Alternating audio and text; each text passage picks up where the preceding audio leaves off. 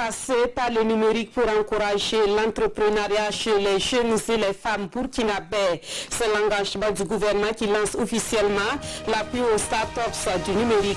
L'ambition affichée, c'est la création d'une cinquantaine d'entreprises à travers un projet financé par la Banque mondiale. Des détails à suivre en début de journal. Dans l'actualité également, nous parlerons de ce chiffre. Environ 5 milliards de francs CFA ont été mobilisés au profit des communes burkinabées. Et c'est le résultat auquel est parvenu le Fonds permanent pour le développement des collectivités territoriales en 10 années d'existence. Le bilan est fait à l'occasion de la cérémonie tenant lieu d'anniversaire. Réactions et témoignages à suivre dans cette édition. Et puis à l'étranger, les États-Unis et l'Iran n'en finissent pas avec la guerre des nerfs à laquelle ils se livrent. La tension monte à nouveau autour d'un drone que les États-Unis ont abattu selon le président américain.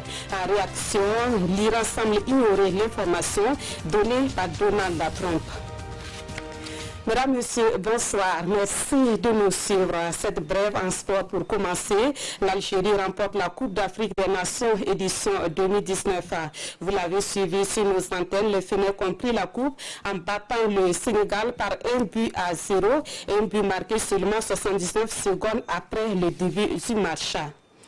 Dans l'actualité ce soir, l'appui aux startups numériques est désormais officiel dans le cadre du projet e-Burkina financé par la Banque mondiale à 12 milliards de francs CFA. C'est une initiative du gouvernement visant à accompagner les jeunes et les femmes dans la création d'entreprises innovantes. La cérémonie marquant le lancement officiel d'appui aux startups est intervenue hier à Ouagadougou. Idrissa Warga et Oumou Sissi. Une bonne nouvelle pour les jeunes et les femmes porteurs de projets innovants dans le domaine du numérique. Ils ont désormais leur incubateur, l'incubateur Keolit Innovation.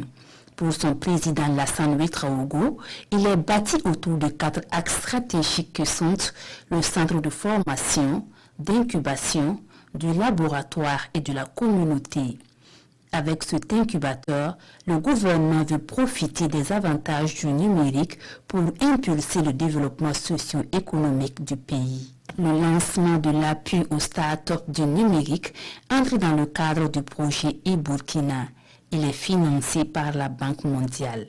Avec le lancement de l'incubateur, le projet entre désormais dans une nouvelle phase où le développement d'applications types pour le Burkina Faso pourront également être initiés plus facilement par les acteurs privés, associations, étudiants, citoyens et autres associés donc à l'émergence de modèles économiques durables dans le secteur numérique et dans les autres secteurs économiques du pays.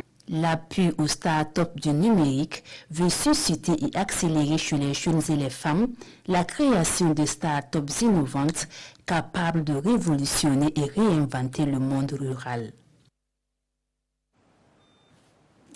La construction du mémorial Thomas Sankara est encore au cœur de l'actualité avec ce plaidoyer fait hier jeudi à l'Assemblée nationale et au Premier ministère. Le comité international mémorial Thomas Sankara était dans ces deux institutions pour expliquer la nécessité de taire les divergences pour permettre la finition du projet.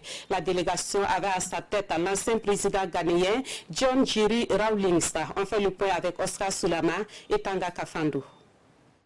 Avec à sa tête l'ancien président ghanéen Jerry Rawlings, le comité international mémorial Thomas Sankara est venu plaider pour l'implication des leaders politiques à aplanir les divergences et lever les blocages à la réalisation du projet. Nous sommes venus ici pour discuter de plusieurs sujets, mais notamment sur des sujets concernant le mémorial Thomas Sankara, pour voir comment nous pourrions faire avancer le projet un peu plus rapidement qu'il ne se déroule actuellement. Nous avons proposé, expliqué au président fait certaines suggestions qui ont obtenu son assentiment. Nous allons aussi en parler avec le Premier ministre tout à l'heure et nous espérons vraiment que ce projet pourra connaître une accélération qui satisfera toutes les parties prenantes et les populations. Pour le comité, ce qui bloque, c'est la réalité du terrain ce que le président Rawlins appelle la chimie humaine. Il y a certaines personnes qui pensent qu'elles ont plus de droits sur la personne de Thomas Sankara que d'autres, alors que Thomas Sankara appartient à tout le monde maintenant. Et j'ajouterais qu'il s'est agi dans cette rencontre de rééquilibrage des interactions, de diminuer les frictions, de réajuster, et c'est ce propos. Et de se refocaliser sur l'objectif du mémorial. Et l'objectif du mémorial est de rendre hommage au président Thomas Sankara pour son combat pour la liberté et la justice et les propositions soumises au chef du Parlement. La délégation est allée également les soumettre au chef du gouvernement après son passage à l'hémicycle. En actualité politique, les députés du Congrès pour la démocratie et le progrès analysent les activités de l'Assemblée nationale lors des dernières sessions. Le groupe parlementaire CDP dénonce des dysfonctionnements dans les procédures administratives du Parlement. Le point de la conférence de presse tenue ce vendredi dans ce compte rendu de Amadou Abdo Diko. Le point phare inscrit à l'ordre du jour de cette conférence de presse porte sur le bilan à mi-parcours des 3 sessions de cette année 2019, la procédure législative, la maîtrise de l'agenda parlementaire et les analyses de groupe sur des dossiers à controverse tels le code pénal et l'état d'urgence. Sur ce point, nous constatons que les engagements pris n'ont pas été respectés. Le bilan à mi-parcours n'a pas été présenté à la représentation nationale, alors que cet engagement permettrait aux parlementaires que nous sommes d'exercer le contrôle sur les opérations menées dans le cadre de la mise en œuvre de l'état d'urgence. Sur la question de la maîtrise de l'agenda parlementaire, le gouvernement est accusé pour le non-respect du dépôt des dossiers dans les délais requis et ses récurrentes demandes de report des séances. Sur le bilan mi-parcours des 3 séances écoulées, 42 lois ont été votées, 2 résolutions ont été prises et 17 questions ont été posées aux membres du gouvernement. Le groupe parlementaire CDP sur la loi 44 portant code pénal souhaite que cette loi préserve l'équilibre entre la protection de la société et la liberté d'informer et demande plus d'éclaircissement sur les éléments constitutifs de l'infraction dite de démoralisation des troupes. Le groupe se demande pourquoi rajouter une loi alors que le code de l'information a réponse à l'infraction. La troisième critique que nous portons à cette nouvelle loi, c'est comment l'appliquer aux infractions qu'elle appréhende commises en dehors de nos frontières. En effet, le principe de la territorialité s'applique à la loi pénale. C'est-à-dire que cette loi ne pourra pas s'appliquer en dehors de nos frontières, à moins que dans l'État où l'infraction est commise, une loi similaire ne réprime les mêmes faits. Suite aux propos du procureur du Faso faisant état des membres du gouvernement actuel soumis à des enquêtes et non à des poursuites judiciaires, le groupe demande officiellement l'application à ces derniers, la loi 017, les traduisant devant la haute cour de justice. Autre titre de l'actualité, le Fonds permanent pour le développement des collectivités territoriales totalise 10 années d'activité, une décennie consacrée à la mobilisation de ressources auprès de l'État et d'autres partenaires pour financer les programmes de développement des communes. Le bilan est satisfaisant et les acteurs entendent poursuivre la dynamique pour davantage booster le développement des collectivités territoriales. Ali Doubazini, Abdelaziz Yagibou. Près de 100 milliards de francs CFA mobilisés en 10 ans pour soutenir les projets et programmes de développement des collectivités territoriales du Burkina. La moisson est jugée bonne et le Fonds permanent pour le développement des collectivités territoriales entend amorcer la prochaine décennie avec beaucoup plus d'ambition pour l'essor socio-économique des communes et régions. De 2008 à 2018, le Fonds a mobilisé auprès de l'État et de ses partenaires près de 100 milliards de francs CFA au profit de 364 collectivités territoriales pour près de 10 000 projets donc ainsi financés. S'appuyant sur les réalités du terrain, les bénéficiaires restent optimistes quant aux bienfaits du fonds. Pour notre commune, en tout cas, nous sommes plus que satisfaits de ces réalisations. Nous avons eu un CSPS à Pincy, dans le village de Pincy.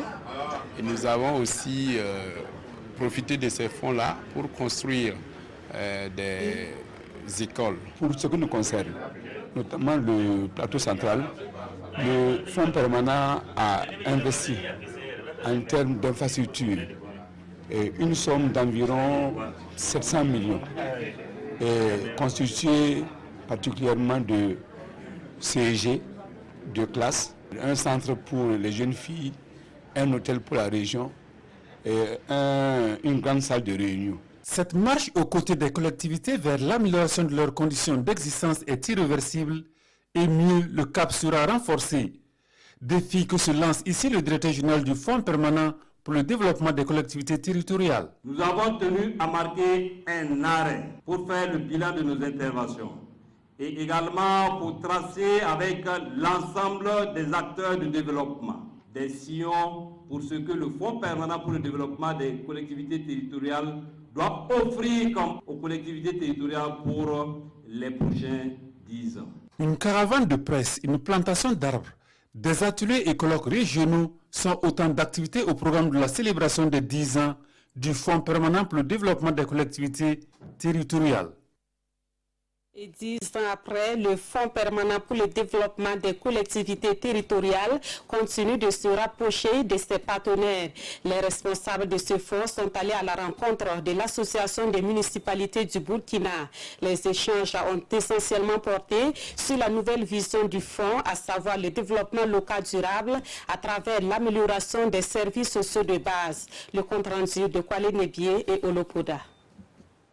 L'Association des municipalités du Burkina, le directeur général du Fonds permanent pour le développement des collectivités territoriales, dévoile la nouvelle vision de sa structure, celle de booster le développement durable, un développement qui doit se construire à partir de l'épanouissement des populations locales comme inscrit dans la vision prospective à l'horizon 2040. Nous sommes dans le 3e cycle de la décentralisation qui voudrait que à l'horizon 2040, les collectivités territoriales puissent délivrer des services sociaux de base, de qualité et accessibles aux populations.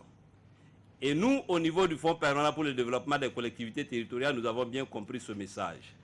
Nous avons bien compris que nous devons appuyer conséquemment l'ensemble des communes du Burkina Faso pour que cette vision puisse se matérialiser à l'horizon 2040.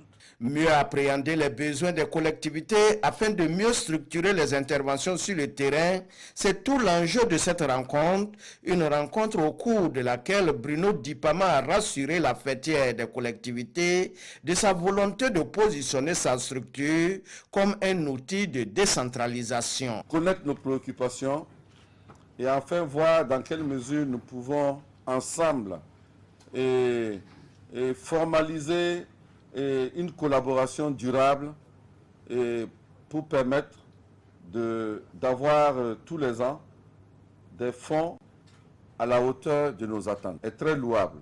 C'est un partenariat solide qui est ici envisagé entre les deux parties qui entendent travailler main dans la main pour relever les défis du développement à la base.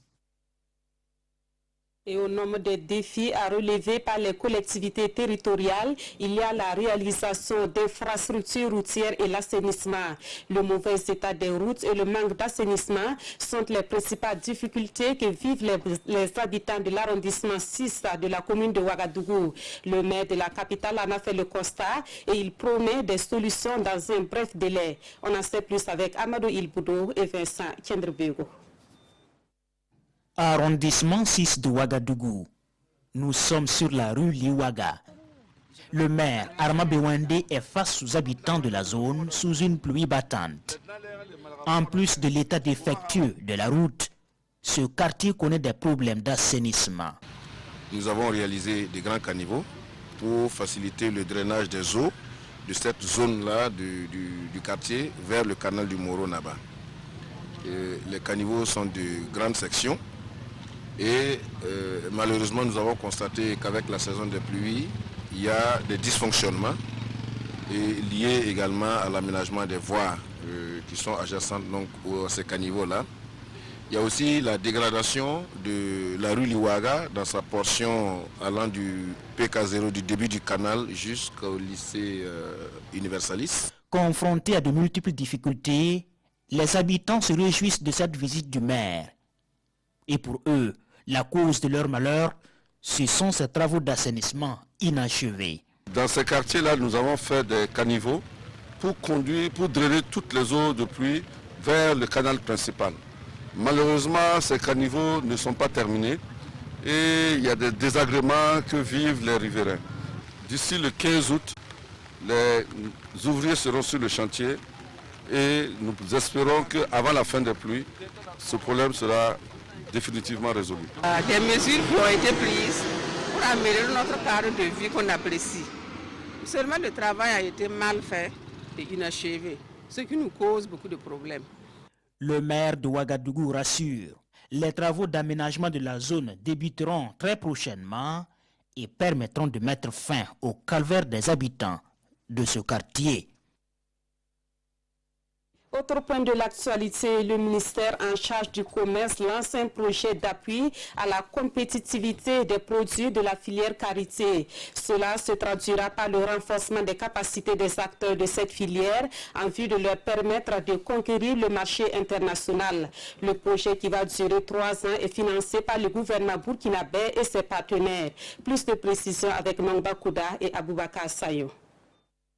Faire du karité un produit de qualité qui se vend bien sur le marché international, c'est l'ambition du projet d'appui à la compétitivité des produits de la filière karité lancé ici par le ministre en charge du commerce. La vision est de contribuer à l'amélioration de l'exportation et de la compétitivité des produits, des revenus des acteurs de la filière karité et à la création d'emplois dans les zones d'intervention. L'une des questions qui reste, c'est la question de l'écoulement de nos produits.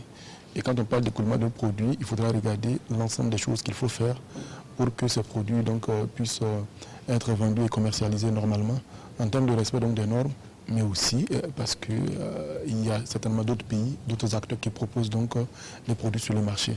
Donc la question de la compétitivité devient essentielle. Le projet va permettre à cette filière qui est dominée essentiellement par les femmes de continuer à faire davantage dans leur travail, de pouvoir avoir des capacités renforcées et certainement d'avoir des équipements supplémentaires pour avancer. D'un coût global de plus d'1,715 milliard de francs CFA, le projet permettra également d'améliorer l'accès au financement des groupements et coopératifs. Il est financé par le cadre intégré renforcé, le gouvernement du Luxembourg et l'État burkinabé pour une période de 3 ans. Alors que la campagne agricole humide s'est bien installée au Burkina Faso, l'une des craintes des producteurs, ce sont les attaques des chenilles légionnaires. Cette crainte semble être désormais levée grâce à une nouvelle application dénommée FAMUS, développée par la FAO. Dans le but de réussir la mise en pratique de cette application, des agents des directions régionales de l'agriculture et des aménagements hydro-agricoles ont suivi une formation les 15 et 16 juillet dernier à Dédougou. Et Karim Ouedraogo. Il faut détecter rapidement les ravageurs au niveau des exploitations des producteurs pour pouvoir les maîtriser. Pour y arriver, les experts de l'Organisation des Nations Unies pour l'alimentation et l'agriculture FAO forment des agents d'appui conseil en agriculture sur une application mobile dénommée FAMUS à Dédougou. L'agent doit aider les producteurs à matérialiser des points. 5 points au niveau de son exploitation dans un dispositif en W. Et au niveau de chaque point, il va compter 10 plans. Et dans ces 10 plans, il vérifie la présence ou non du ravageur au niveau des plans. Il vérifiera aussi s'il y a des morts, s'il y a des larves. Or, il y a des larves, c'est dû à quoi? Est-ce un ennemi naturel? Est-ce à la suite des traitements phytosanitaires? Ainsi de suite. Et il reporte cette information sur une tablette. Ces informations récoltées et mises dans des tablettes seront centralisées et aideront les décideurs politiques à prendre des décisions. Nous allons mettre l'accent sur la connaissance et la reconnaissance même de la chenille pour que les acteurs sur le terrain évitent de faire de confusion avec d'autres chenilles Également, le deuxième jour, nous allons déporter sur le terrain pour mettre en pratique les connaissances qui seront acquises en salle. Ces connaissances qu'on est en train de donner aux agents, l'idéal serait que les producteurs eux-mêmes soient à mesure d'appliquer ces techniques-là. Mais comme il faut nécessairement former les techniciens, nous pensons qu'après la formation des agents, ça puisse faire tâche d'huile et permettre aux producteurs de prendre le relais. Après des Dougou, des agents d'appui conseil des autres régions du Burkina Faso recevront la même formation. Une 13e agence pour la Banque de l'Union Burkina Faso dans la ville de Ouagadougou. La nouvelle agence de la BDUBF située au quartier Tampoui a ouvert ses portes hier jeudi. Elle promet à ses clients des prestations et des services à la fois innovants et variés. Le compte rendu de la cérémonie avec Nomba Kouda et Vincent Kendrebego. Une nouvelle agence de la Banque de l'Union du Burkina Faso ouvre ses portes à Tampoui dans l'arrondissement 3 de Ouagadougou. Une agence qui permet à la BDUBF de se rapprocher de la clientèle et d'offrir aux populations toute une gamme de produits et services innovants. Offrir à la clientèle une variété de produits et de services. Et plus particulièrement à la clientèle de particuliers, de salariés, à travers des prêts que nous faisons, donc des prêts d'équipement, mais aussi des prêts immobiliers. Et enfin, nous sommes en pourparlers avec une institution financière internationale, donc pour mettre en place une ligne de crédit spécifique pour le refinancement des PME, et ça dans le cadre du soutien du dispositif des PME de la Banque centrale. Donc qui permet de donner des crédits à ces clients d'une certaine taille et à des conditions très favorables. La Banque de l'Union du Burkina Faso est une filiale de la Banque de développement du Mali.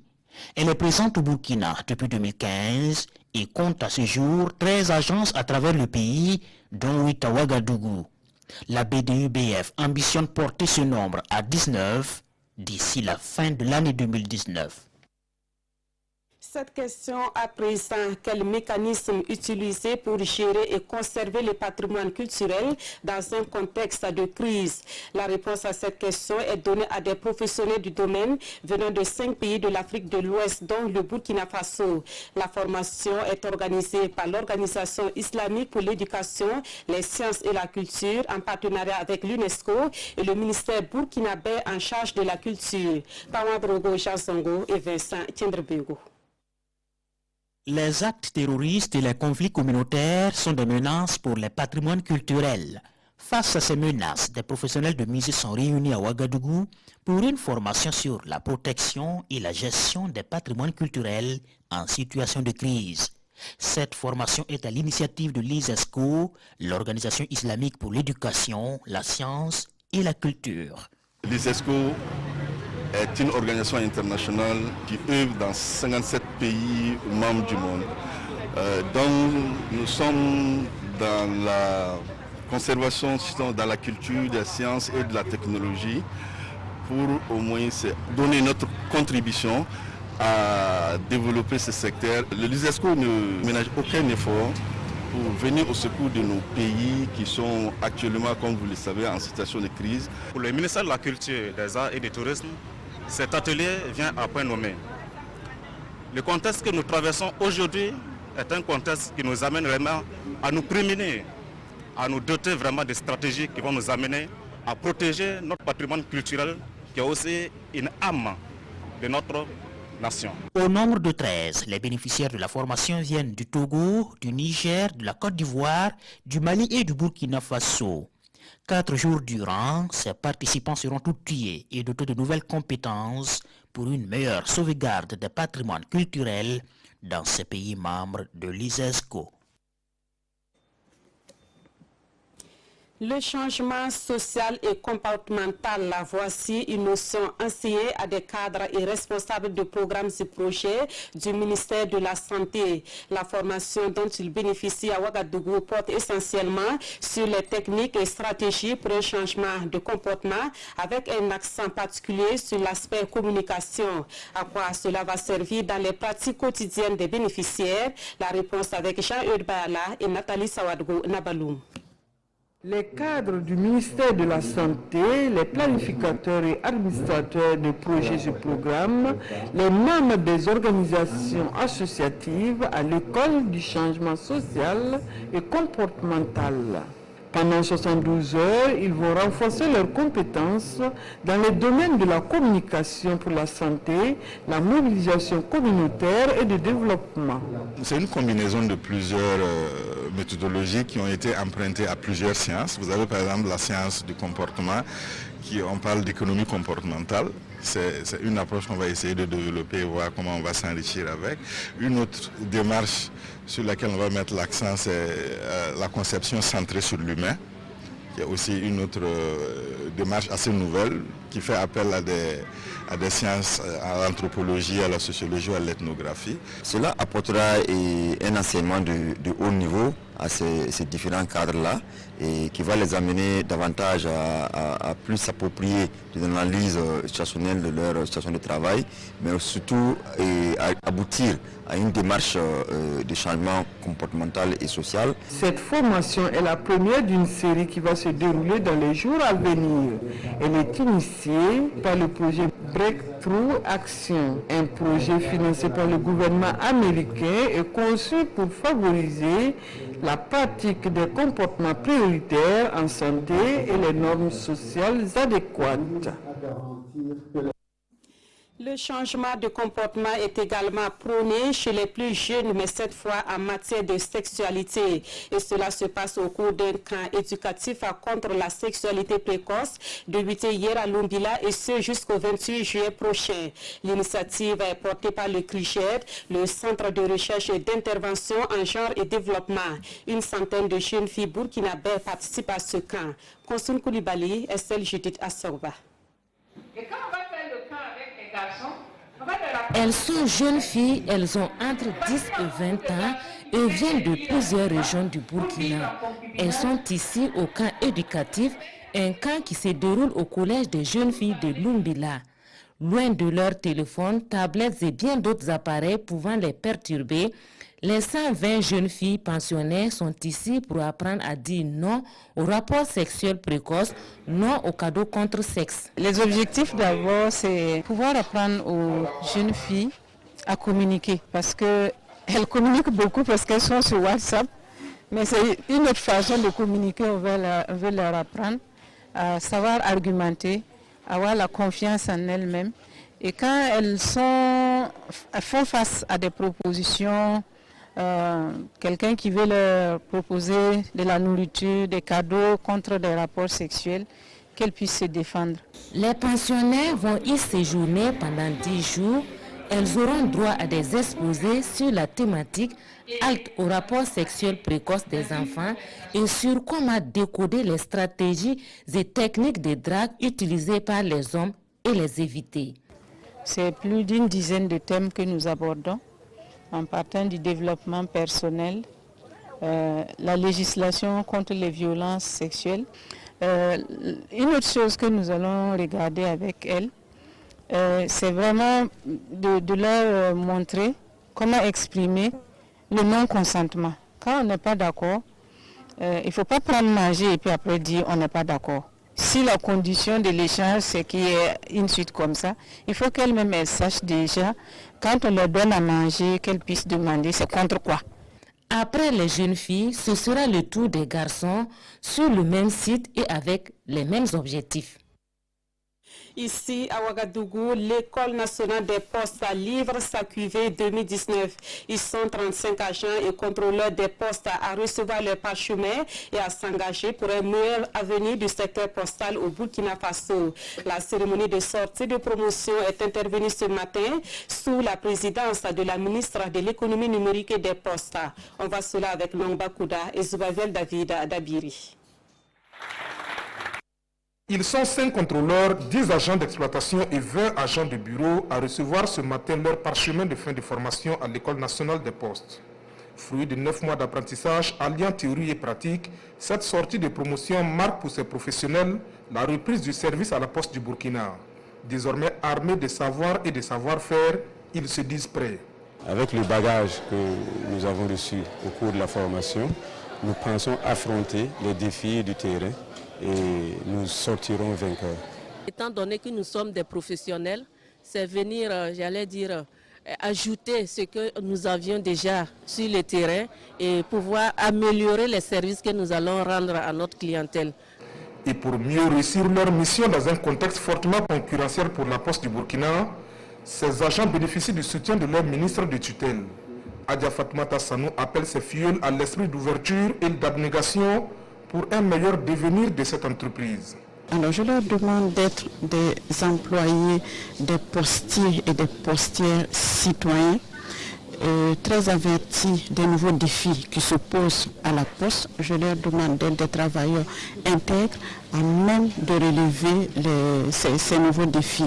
Le palmarès de cette cuvée 2018-2019 force l'admiration avec des résultats allant de 16 à plus de 18 de moyenne selon les encadreurs. Et pour maintenir ce cap, les responsables de l'ENAPOST promettent une amélioration continue des cours dans cette école qui commémore cette année ses 60 ans d'existence.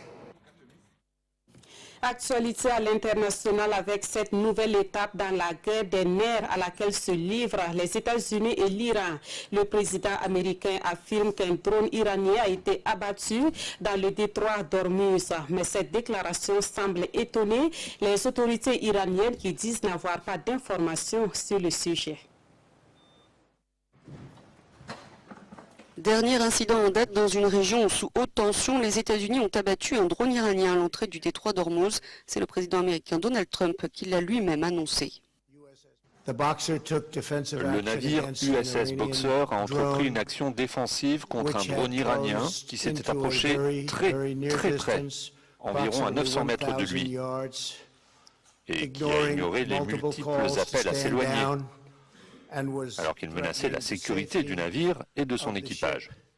Le drone a été immédiatement détruit.